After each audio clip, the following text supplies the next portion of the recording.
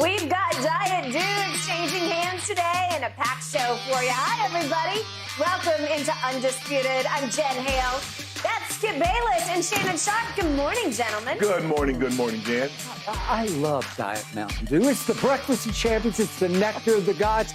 I win 4 more cases because you saw me coming like an oncoming train. Well, right? no, hold on. Jaylen Brown didn't play. Robert Williams. Come on, man. Skip, 2 of my 5 starters didn't play. Them's the breaks. Okay, I remember that. I want you to remember that. Yeah. Okay.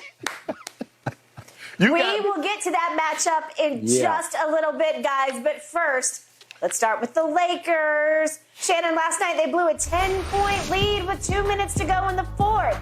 They'd end up winning the game, though, in overtime, 135-133, taking down the Jazz. LeBron finished with a game-high 37, including game winner in OT. While LeBron talked to reporters after the game, his teammates let everybody know exactly what they think of him. Take a listen. If you can make shots offensively, you got to be able to get stops down the stretch, especially when you're playing against teams that's been scoring. So we had to get stops, and we did that.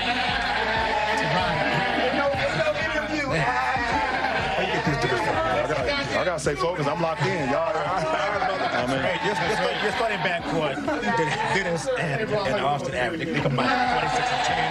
How important was that for what you guys did to get accomplished tonight? I mean, it's important for our backcourt to be, complementary to one another, especially when you got D'Lo out. Okay, the sound effects definitely get a 10. But Shannon, on a scale of 1 to 10, LeBron himself, how impressive was he last night? I gave him a 6. 3 of 10. Really? Yeah. I'm shocked. No, you're not shocked. Pleasantly shocked. He's 3 of 10 from the three-point line. Yeah. He had 5 turnovers. He missed the layup at the regulation. Or as he said, he smoked it. Well, because the thing was, Skip, they didn't need 5 minutes. They didn't need 5 minutes considering that they're on the back-to-back. They got the Clippers tonight in their building, and I think the Clippers have been off since, Saturday? Yeah. So they're going to be well-rested, and that extra 5 minutes is probably going to show up in this ball game at some point in time. But they found a way to win this ball game. He did have 9 points in regulation. And it's only his 5th game back. I love the Skip. He's 6 of 6 from the free throw line. Mm-hmm. Anthony Davis needs to start making some free throws, Skip. Now, I don't know what's going on, but he got the yips at the free throw line. Yep. He cost him a couple of games, and then he smoked both of them last night. Mm-hmm. At least give us one of them. Yep. But he missed both of those. But I thought LeBron, he's still not shooting the ball as well as he was before he went out with this injury. And so, Skip, that's why I only gave him a 6. Look, it's LeBron James. When he gives a virtuoso performance, I'm one of the first ones to come out here and say that was a virtuoso. That was a so-so performance last night. Now, if you just want to take the overtime, okay, yeah, I'm going to give him 100. I'm going to give him a 10. I'm going to give him a 12 because he had 9 points in the OT. They only scored 11. Yeah. So he and Austin Reeves hit that shot. I thought that was a really big shot after Olynyk hit that 3 to start the overtime, and I thought Austin Reeves coming back, hitting the 2 to cut it to a 1-point deficit. I thought that was huge. But I only gave him a 6. I know he can play better. They need to play better down the stretch. Skip, you got a 10-point lead with 1:40 to go. That's got to stand up. There is no way you're supposed to go in regulation. But you give up quick threes. I mean, you bleed the clock down. Austin Reeves hits a 3 in the corner, and then they come down and hit a 3 with 18 seconds on the shot clock. Yep. You got to make them bleed some of that clock. But, hey, they found a way to win. They really needed this ball game. 7-8, 7-1 in their last 8 ball games. Should be 8-0 unless that heave from Kleber that Sunday. But 6, that's all I got for you today. 6. I am extremely, for once, impressed with your breakdown of this game because I see eye to eye with you for once. Quick aside, what was that noise they were making? You know what it is? I thought they was on a farm. I think they were doing a sheep noise. There ain't no sheep. It's sheep thing. No. It's that sheep thing of LeBron's the GOAT. You ain't never. He's not the GOAT. You never been to Knott's Farm? They got goats and everything. You ain't never been there? Sheep thing. Ain't no sheep. All right. To your point, I was extremely unimpressed with LeBron over the last, well, really in the whole fourth quarter. Right. Because they should have won this game by 15. Yes. I was extremely impressed with LeBron in the overtime because he did suck it up. He played all 5 minutes of overtime, right, and he redeemed himself in big ways that will count down the stretch. I thought it was crucial for his own psyche to say, okay, this is enough of this, you know what. Right. I'm going to show you. And he came right out, and remember the first shot that he took in overtime? It was a mad three. It was a mad ball. It was like, I am sick and tired of this. I'm just going to shoot this. And he ripped it, and it showed you, he said, listen, I've told you for years, however long we've known each other, I love mad LeBron because when he gets mad, he can channel his anger in ways others can't. We don't see him get mad all that much. No. But when he does, the opposition had better look out because he forgets about this and that and any demons he's got, and he just sticks it to you, and he can stick it from anywhere, including three, when he gets angry. Right. But in the fourth quarter, they needed him to quarterback them home, to floor general them home, to say, I got this. I'm going to orchestrate a 10 or 15-point victory because I'm going to point out to everybody, Lauri Markkanen, who's an all-star, did not play last night. Right. Jordan Clarkson, an ex-Laker who can flat out light it up, fill it up, did not play last night. Walker Kessler, who's been something of a revelation as a rookie out of Auburn, as a shot blocker and rim protector, he's averaging 9 and 8 with 2 blocks a game, did not play last night. So you know, and I know, Lakers favored by 7.5. They should have won by double digits, right? They were up at one time, what, like 16? Yeah. And then allow me to start by showing you LeBron had 3 very uncharacteristic, careless turnovers. The last one was an offensive foul. If we could see those in the fourth quarter, please. Here's the first one. Whoops. That's just careless. Your head's in tomorrow night because they got the Clippers tonight, obviously, at the Crypt.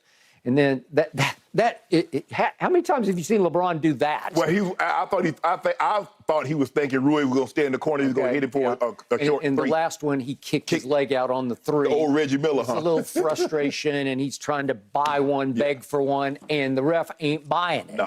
So you gave them the ball 3 times, and you are LeBron bleeping James. Yes. And it hurts your basketball team because they're like, wait a second, if he's not into it, it's hard for us to be into it. Okay, so let's give the whole team a break because they've been on a roll. This is the game everybody just inks in and says, you got this one. And they do have to come home, and we're going to talk much more deeply about this in a few minutes, but they do have the Clippers. The Clippers have beaten them 10 straight times. The Clippers are now still slightly ahead because they have, obviously, the tiebreaker advantage in that slot, in that 6th slot. And Shannon, all it is you're playing for a week off. It could be as much as a week off. Right. Well, at this stage and age for LeBron James, is the week not crucial, valuable? Yes. Absolutely. Okay. And instead, not as he has to fight for the week off, he has to sacrifice 5 more minutes because the whole team doesn't show up in the fourth quarter against a team that they should have put away after 3 quarters, and they did not. Okay, now back to Anthony Davis. We keep calling him the big X factor. He's the biggest X factor in the whole playoffs to me, this side of Phoenix's health. If KD, Book, CP3, if they stay healthy, you're going to have a problem because they're going to be a problem for everybody in the West. But the bigger X factor is the motor of Anthony Davis. It runs hot, and then it runs cold. For some reason, he felt like he had done enough, and last night, I thought his motor was running cold. It was just idling because he wasn't calling for the ball. The numbers in the end look okay, 21 and 14, but LeBron had to take 27 shots in this game. AD only took 16 shots in this game. That's wrong. You know and I know. It's just wrong. It can't be that way if this team is going to do what it's set out to do. Hell, Schroeder took 18 shots. Okay, Schroeder took 18 shots. Where is Anthony Davis? Well, how many times have you asked me that question across the table? I don't know. I'm not saying it was a bad game, except from the free throw line. And to your point, he misses 2 late free throws back to back. You can't do it. You got to at least make one of them. Yes. Because if you miss both, and you are the most talented player on the floor, because we can't give that to LeBron at age 38, AD is still the overall best player on the floor. And if your best player is going to miss back-to-back free throws, it is psychologically debilitating to your basketball it's in his team. head now, though, Skip. It's just in his head. We've seen it in Philly. We've Okay. seen it in Boston. We've seen it again the other night against Dallas. Yeah. So, and it's a reoccurring theme. And he was a better shooter. I remember his first year there, and even in the bubble, Skip, they found him. They was throwing him the ball late in the ball game because they're like, hey, we want AD to go shoot these things. Okay. And what did he do the other night? He scored 18 in the fourth quarter, and he was the closer. Yes. Okay. He drifted last night. The whole team drifted because they know LeBron and AD don't play back-to-backs. AD hadn't played one since November. Right. So I don't know what their fate is going to be. They both said we got to wake up this morning and see how our feet are because both of them got a foot issue going on. They're going to have to confer with the medical staff. AD said we're probably going to have a big 3-4-way phone call and decide their fate tonight. Are they going to play or not? My gut feeling is both will play tonight because both need to play tonight.